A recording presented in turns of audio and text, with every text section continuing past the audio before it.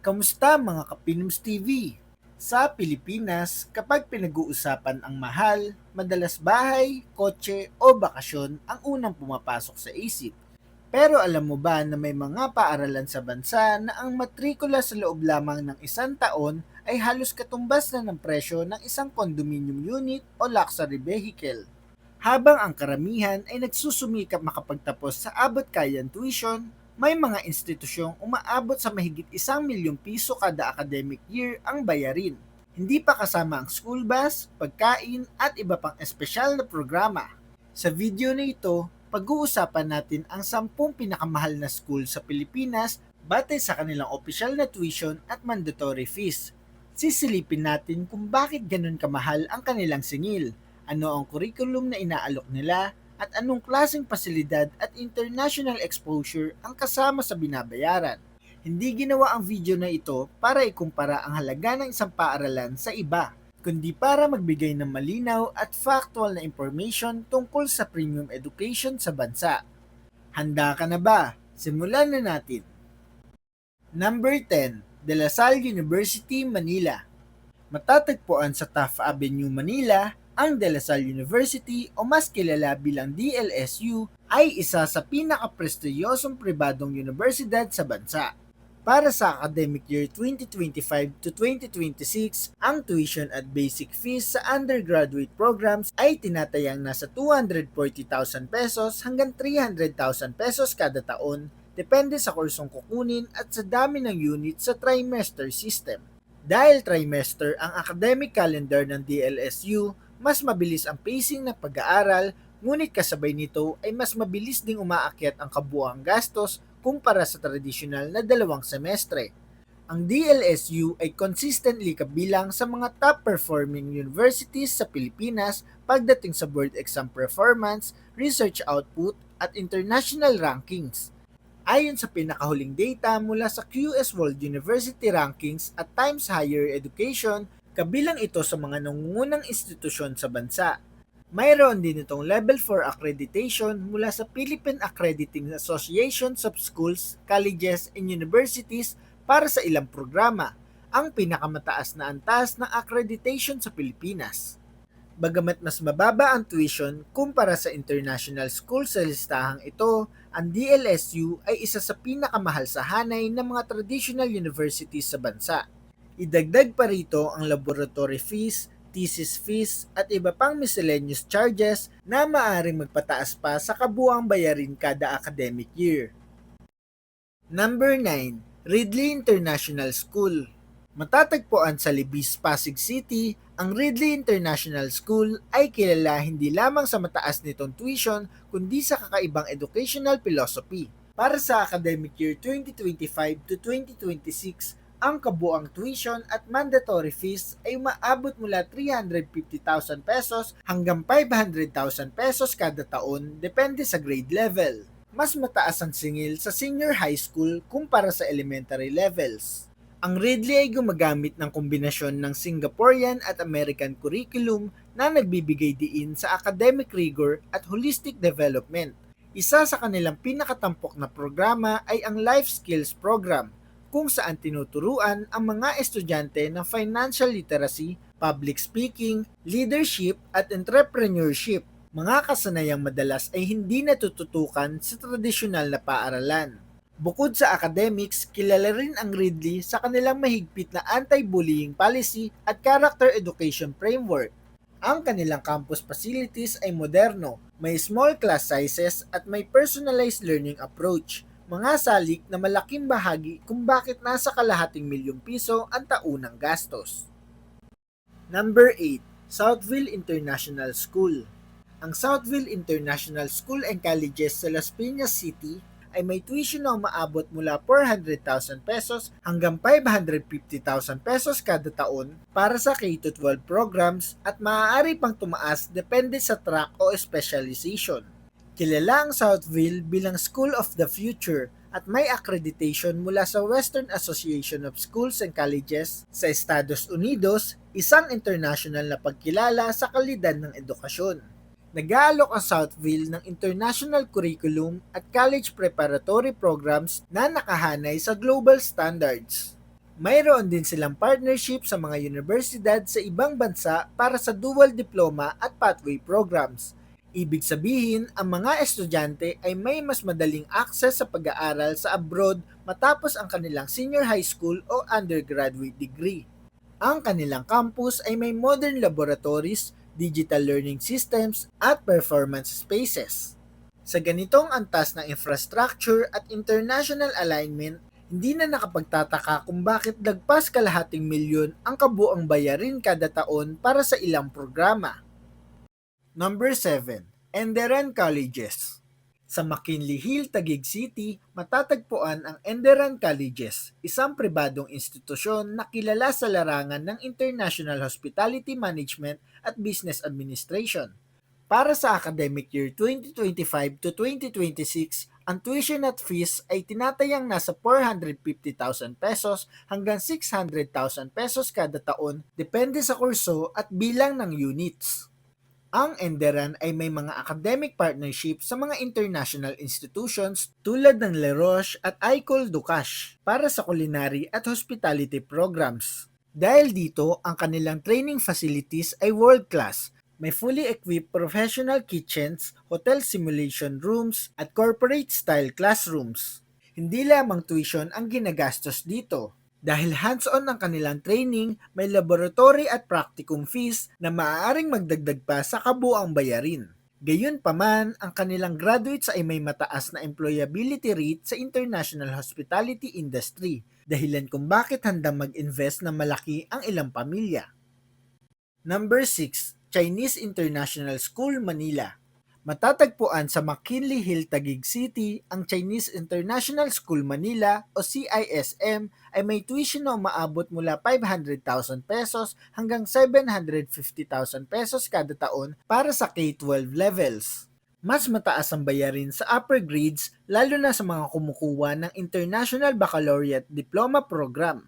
Bagamat may Chinese sa pangalan, ang CISM ay isang non-sectarian international school na tumatanggap ng iba't ibang nasyonalidad.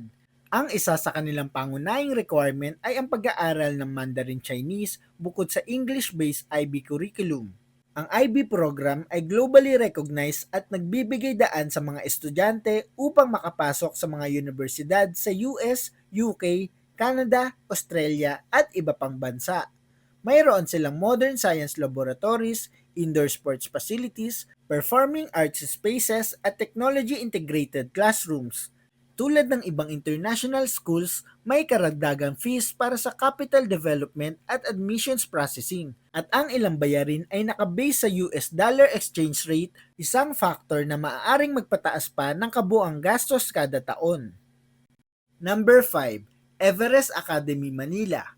Matatagpuan sa Bonifacio Global City, Taguig, ang Everest Academy Manila ay kinikilala bilang kauna-unahang Catholic International School sa Pilipinas na pinapatakbo ng Regnum Christi. Para sa academic year 2025 to 2026, ang kabuang tuition at mandatory fees ay umaabot mula 600,000 pesos hanggang 800,000 pesos kada taon, depende sa grade level kung saan mas mataas ang bayarin sa senior high school. Ang curriculum ng Everest ay nakahanay sa international standards habang isinasama ang Catholic formation. Ang kanilang tinatawag na integral formation ay hindi lamang nakatuon sa academics kundi pati sa spiritual, moral, intellectual at social development ng estudyante. Mayroon silang advanced placement options at college preparatory track na nakatutok sa pagpasok sa mga universidad sa US at Europa. Bukod sa tuition, may application at capital development fees para sa mga bagong estudyante. Ang campus ay may modern laboratories, art facilities, sports complex at chapel, isang malinaw na indikasyon kung saan napupunta ang malaking bahagi ng bayarin. Ang Everest ay isa sa mga patunay na ang premium education sa Pilipinas ay hindi lamang para sa academics, kundi para sa holistic at values-based formation. Number 4. Nord Anglia International School, Manila. Matatagpuan sa Asiana Business Park, Parañaque City, ang Nord Anglia International School, Manila ay bahagi ng global network ng Nord Anglia Education na may mahigit 80 schools sa iba't ibang bansa. Para sa academic year 2025 to 2026, ang tuition ay nasa pagitan ng 800,000 pesos hanggang 1.4 million pesos kada taon, depende sa grade level at program. Ang NICE Manila ay sumusunod sa British-based curriculum at nag-aalok ng International Baccalaureate Diploma Program para sa senior students. Isa sa kanilang pinaka-highlight na feature ay ang global partnerships. May collaboration sila sa Juilliard School para sa Performing Arts Program at sa Massachusetts Institute of Technology o MIT para sa STEAM initiatives. Ang ganitong international linkages ay nagbibigay sa mga estudyante ng exposure sa world-class learning modules. Ang tuition ay kadalasang nakabase sa US dollars kaya apektado ito ng foreign exchange rates. Mayroon ding one-time enrollment at development fees para sa mga bagong mag-aaral. Sa ganitong antas ng global integration at modern facilities, mula sa digital classrooms hanggang performing arts spaces, madaling maunawaan kung bakit lagpas 1 milyong piso ang maaaring gastusin ng isang pamilya kada taon. Number 3. Brent International School Manila. Ang Brent International School Manila na matatagpuan sa Binyan, Laguna ay isa sa pinakamatagal at pinakaprestiyosong international school sa Pilipinas. Para sa academic year 2025 to 2026, ang tuition at required fees ay tinatayang nasa 1.1 million hanggang 1.5 million pesos kada taon, kung saan pinakamataas ang bayarin sa upper school o grades 9 to 12. Itinatag bilang isang Episcopalian school, ang Brent ay nag-aalok ng American Curriculum at International Baccalaureate Diploma Program. Kilala ito sa kanilang college placement record kung saan maraming graduates ang nakakapasok sa mga universidad sa United States, Canada at Europe. Mayroon din silang campuses sa Subic at Baguio, ngunit ang Manila campus ang may pinakamataas na tuition structure. Ang bayarin dito ay karaniwang nasa US dollars bukod pa sa capital development at registration fees. Dahil malawak ang campus, may dormitory facilities, sport fields, performing arts centers, at advanced science laboratories. Ang kabuuang gastos ay maaaring lumampas pa sa nakasaad depende sa extracurricular programs, school transportation, at international trips. Number 2. British School Manila. Ang British School Manila o BSM na matatagpuan sa Bonifacio Global City Taguig ay sumusunod sa British National Curriculum. Para sa academic year 2025 to 2026, ang tuition at mandatory fees ay umaabot mula 1.3 million pesos hanggang 1.7 million pesos kada taon, depende sa year level. Mas mataas ang singil sa senior secondary levels. Isa sa mga natatanging katangian ng BSM ay ang kanilang faculty na binubuo ng maraming British-trained educators at international professionals. Ang curriculum ay nakahanay sa IGCSE at A-level framework na kinikilala sa United Kingdom at iba pang bansa. Dahil dito, marami sa kanilang graduates ang nag-aaral sa UK universities at iba pang top institutions sa mundo. Ang bayarin sa BSM ay kombinasyon ng US dollars at Philippine pesos. Mayroon ding admissions assessment fees at capital levels para sa bagong estudyante. Ang kanilang campus ay may world-class sports complex, science labs, performing arts theater, at technology integrated classrooms, mga pasilidad na may katumbas na premium na halaga. Number 1. International School Manila. Nangunguna sa listahan ang International School Manila o ISM na matatagpuan sa Bonifacio Global City, Taguig.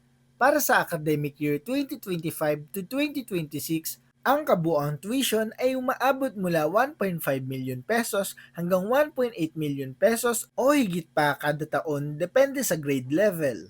Sa ilang upper grades, ang kabuang bayarin kasama ang matriculation at facility fees ay maaaring lumampas sa 2 million pesos.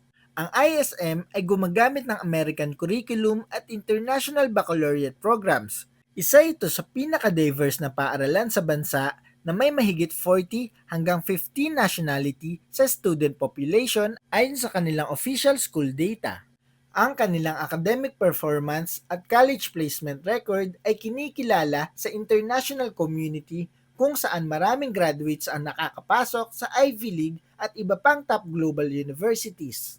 Mayroon silang hiwalay na matriculation fee na maaaring umabot sa higit 260,000 pesos para sa bagong estudyante, bukod pa sa annual tuition. Mayroon ding facilities enhancement fee at iba pang capital charges. Ang campus ay may Olympic-sized swimming pool, performing arts theater, innovation labs, athletic fields at state-of-the-art learning spaces. Sa kasalukuyan, ang International School Manila ang kinikilalang pinakamahal na paaralan sa Pilipinas batay sa tuition at mandatory fees.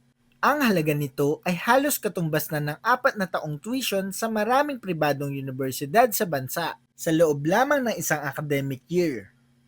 At iyon nga mga Kapinoms TV, ang 10 pinakamahal na school sa Pilipinas. Sa huli, makikita natin na ang pinakamahal na paaralan sa Pilipinas ay hindi lamang nag-aalok ng akademikong kaalaman, kundi global curriculum, international accreditation, world-class facilities at koneksyon sa mga universidad sa iba't ibang panig ng mundo. Ngunit kaakibat nito ang napakalaking gastusin na kayang abutin ng milyong-milyong piso kada taon. Ngayon ang tanong, sa tingin mo ba sulit ang ganitong halaga para sa edukasyon? Mas mahalaga ba ang international exposure kaysa sa abot-kayang tuition? At kung ikaw ang papipiliin, mag-i-invest ka ba ng ganitong kalaking halaga para sa pag-aaral ng iyong anak? I-comment mo sa baba ang opinion mo para mapag-usapan natin yan. Kung nagustuhan mo ang ganitong klaseng content, huwag kalimutang i-like, i-share ang video at mag-subscribe sa ating channel para updated ka sa mga paparating pa nating videos. Mga Kapinoms TV, maraming salamat sa panonood. Hanggang sa muli, ito ang Pinoms TV.